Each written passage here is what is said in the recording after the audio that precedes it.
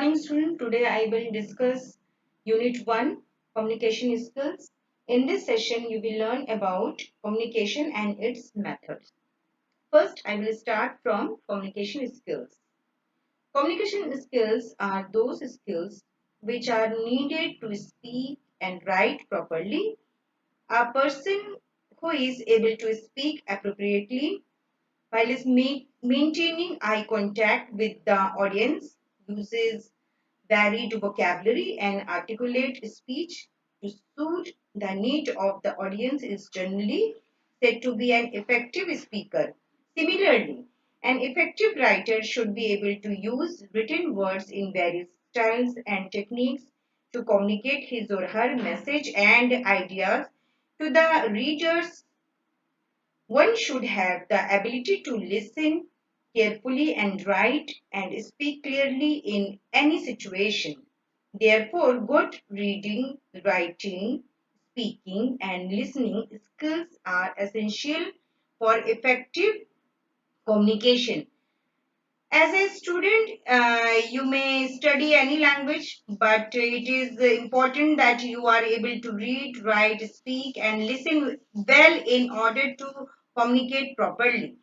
Speaking more than one language can help you to communicate well with people around the world. Learning English can help you to communicate with people who understand English. Besides the language, you have been exposed to speaking the language from easily childhood. For example, your mother tongue. In the present time, a thorough knowledge of the language with communication skills is very important in any occupation or to set up a business.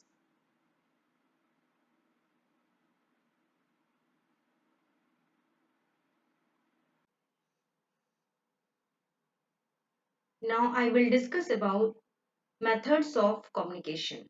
There are three types of methods of communication: verbal, non-verbal, and visual. First, I'm going to tell about verbal communication. Verbal communication is one way for people to communicate face to face. Some of the key components of verbal communication are sound, words, speaking, and language. Verbal communication is generally thought as spoken language. We express ourselves through words. Types of verbal communication: face to face discussions, speeches, television, radio, telephone conversation, seminar, videos, etc. Our tone of voice, pronunciation, and words are also type of verbal communication.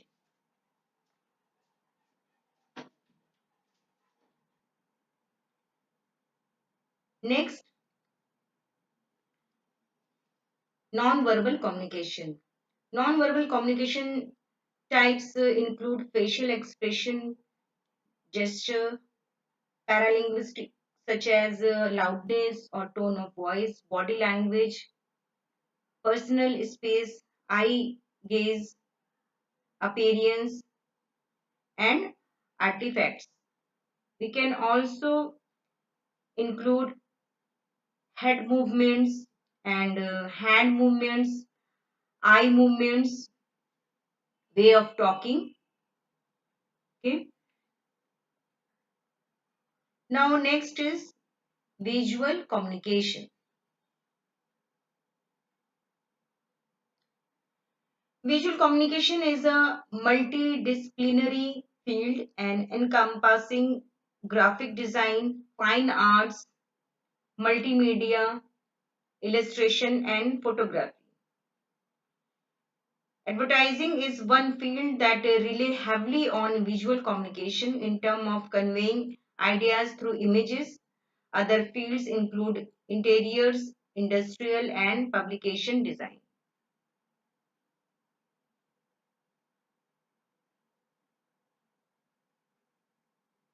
Next, types of verbal communication. There are two types of verbal communication: oral communication and written communication. Oral communication implies communication through mouth.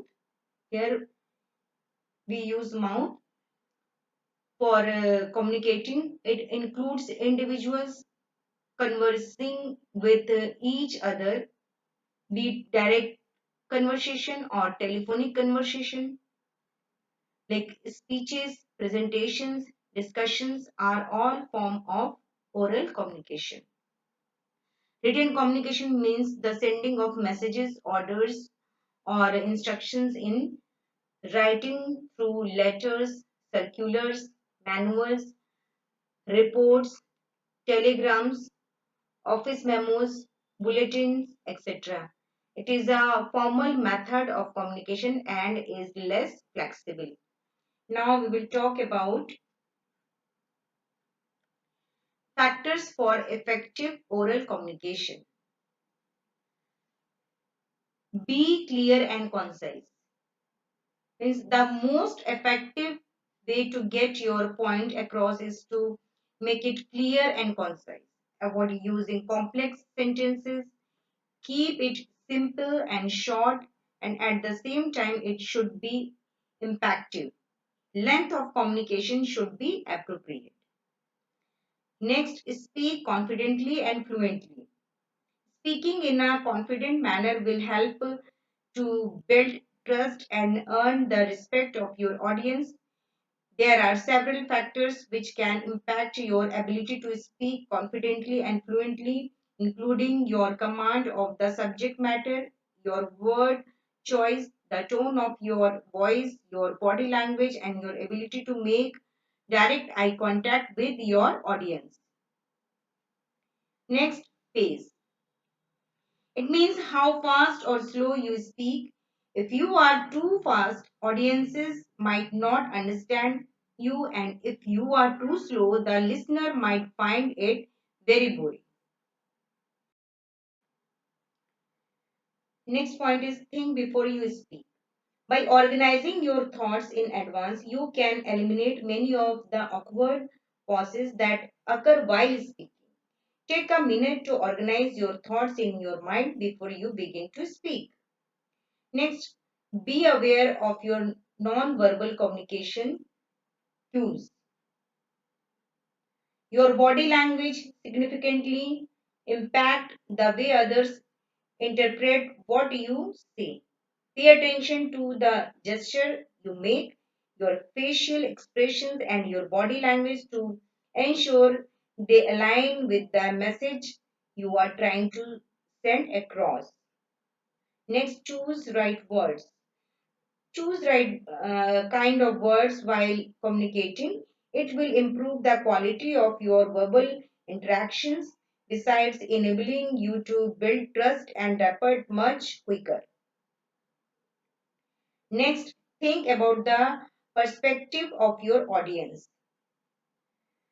Having a strong command of a topic does not mean the people you are speaking to have the same knowledge as yours. Try to think about how someone else will understand what you are trying to communicate. Next, tune your volume or pitch. Use voice modulation to add emphasis to important points and vary the pitch of your voice to express emotion. This will help keep your audience engaged in your message. Next, advantages of oral communication. Less expensive. Oral communication is less expensive and saves money as no stationery or gadgets are required. Save time, labor and energy. It saves time, labor and energy as it is direct, fast and personal. Immediate feedback. In oral communication, immediate feedback or response is obtained. More effective. It is more effective and it develops personal contact, which is essential and valuable for smooth working. Human touch.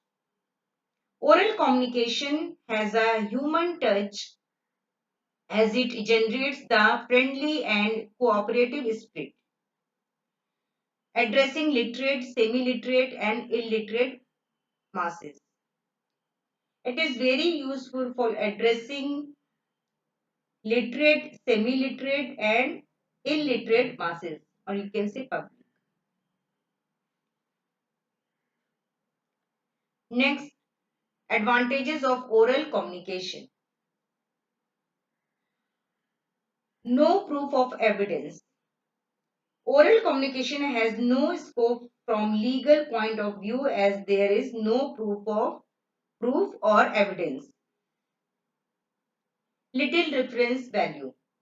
As oral communication cannot be stored, it has little reference value. Misunderstanding. There is a greater chance of misunderstanding due to the verbal nature of exchange. Easily forgotten. What is conveyed orally cannot be remembered for a long time as human memory is short. Hence, it is easily forgotten. Different language.